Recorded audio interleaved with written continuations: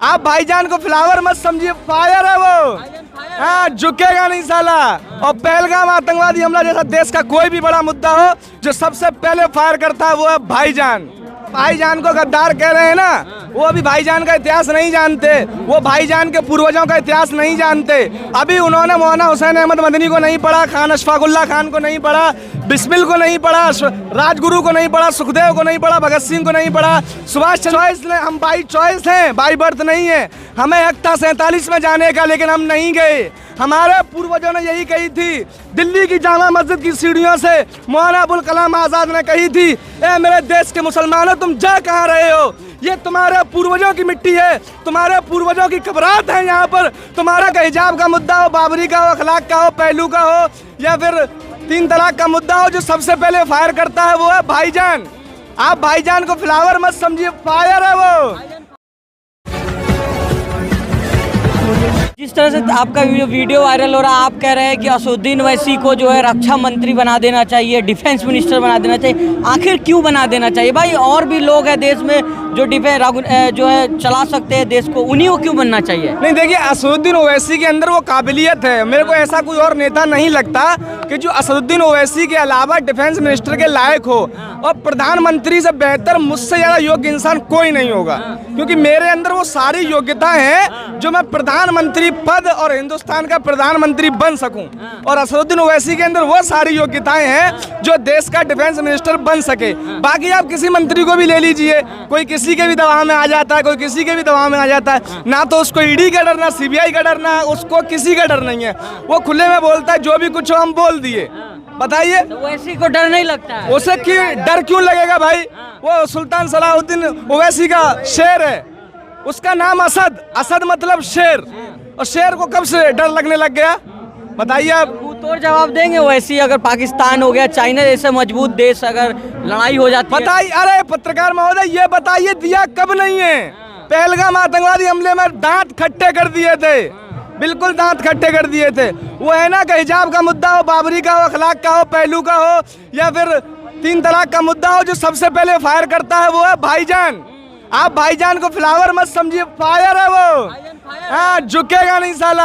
और पहलगाम आतंकवादी हमला जैसा देश का कोई भी बड़ा मुद्दा हो, जो सबसे पहले फायर करता है वो है भाईजान। लेकिन भाईजान को तो कहते हैं गद्दार है भाईजान। अरे जो गद्दार कहते हैं, फिर मैं अभी एक बात बोल दूंगा, फिर लोगों को बुरा लग जाएगा। भाई क्या हो गया? वो जाने दे। भाईजान को गद्दार कह रहे हैं ना, वो अभी भाईजान का इतिहास नहीं जानते, वो भाईजान के पूर्वजों का इतिहास नहीं जानते। अभी उन्होंने मौलाना हुसैन अहमद मदनी को नहीं पढ़ा, खान अशफाकुल्ला खान को नहीं पढ़ा, बिस्मिल को नहीं पढ़ा, राजगुरु को नहीं पढ़ा, सुखदेव को नहीं पढ़ा, भगत सिंह को नहीं पढ़ा, सुभाष चंद्र बोस को नहीं पढ़ा, और मौलाना अबुल कलाम आजाद को नहीं पढ़ा, फजले हक खैराबादी को नहीं पढ़ा, हुसैन अहमद मदनी को नहीं पढ़ा, उन्होंने देवबंद को नहीं पढ़ा है। जो असदुद्दीन ओवैसी को गद्दार कह रहे हैं, उन्होंने रेशमी रुमाल तहरीर नहीं पढ़ी है भाई। जिस दिन ये सब पढ़ लेंगे, उस दिन ओवैसी को ये गद्दार नहीं कहेंगे, क्योंकि हम बाई चॉइस हैं, बाई बर्थ नहीं है। हमें हक था 47 में जाने का, लेकिन हम नहीं गए। हमारे पूर्वजों ने यही कही थी। दिल्ली की जामा मस्जिद की सीढ़ियों से मौलाना अबुल कलाम आजाद ने कही थी, ए मेरे देश के मुसलमानों, तुम जा कहाँ रहे हो? ये तुम्हारे पूर्वजों की मिट्टी है, तुम्हारे पूर्वजों की कबरात है यहाँ पर, तुम्हारे पूर्वजों की मरारात है यहाँ पर, तुम्हारे पूर्वजों की मस्जिदें हैं यहाँ पर।